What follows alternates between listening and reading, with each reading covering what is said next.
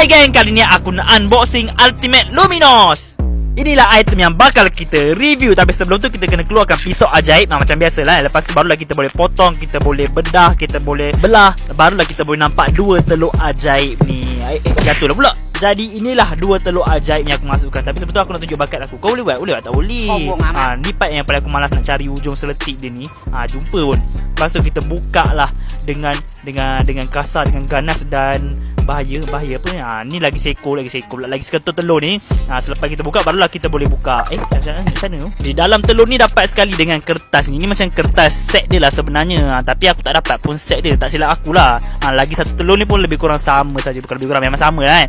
Dapatlah Ultraman Leo. Dan lagi satu ni Ultraman apa? Adik dia lah, Ultraman Astra. Mestilah kena ada sekalian. Kita buka dia menggunakan pisau ajaib ni. Dan kita keluarkan satu persatu anggota badan dia. Dan barulah kita boleh pasang. Kita pasang dulu Astra ni bahagian badan dia. Ni bahagian kaki dia. Kita pasang kaki dia. Ngam tak ngam, memang ngam lah. Ni bahagian kaki kiri dia. Kaki dia ada rantai ni kan. Bahagian tangan kanan dan tangan kiri pula. So gaya Astra memang gaya dia macam ni kan. Lepas tu nak berdiri kan dia agak susah, tak boleh berdiri kan. So dapatlah sekali dengan stand. Dapat dengan stand barulah ngam. Kita pasang stand dia kedua-dua belah kaki dia. Barulah dia ngam soy boleh berdiri lah ni. Ultraman Leo pula pun sama juga. Kita keluarkan anggota badan dan kita pasang bahagian kepala dia dahulu. Kita pasang dan masukkan kepala dia dengan kemas supaya dia menjadi Ultraman Leo yang kacak, memang kacak kan. Lepas tu kita masukkan kaki dia yang kanan ni. Kita masukkan dia. Apa ni? Macam tak ngam je. Jangan buat hal.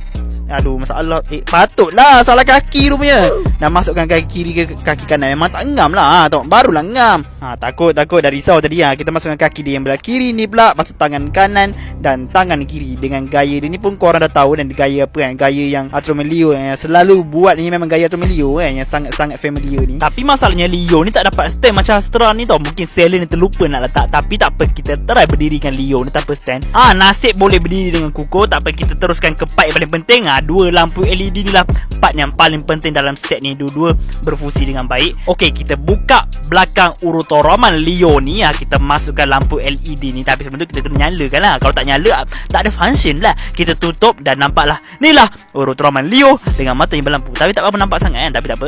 Ni nak buka asal tak boleh buka patutlah kena buka macam ni rupanya. Kita nyalakan lampu dulu dan kita masukkan dia dan kita tutupkan dia. Dan macam inilah rupa dia. Tapi tak berapa nampak lah lampu tu. Jom kita try tutup lampu macam mana. Tan. Inilah function dan kelebihan Ultimate Luminos Ultraman. Kalau korang nak cari dia dekat Shopee ke, dekat Carousel ke, dekat grup Facebook ke, korang type lah Ultimate Luminos Ultraman. Tapi ada sesetengah seller tu jual lampu LED asing. So korang pandai-pandai lah ya. Dan kalau pasal harga, dia tak sama. Lain Ultraman, lain lah harga dia. Okey, tu je lah review aku untuk kali ni. Bye.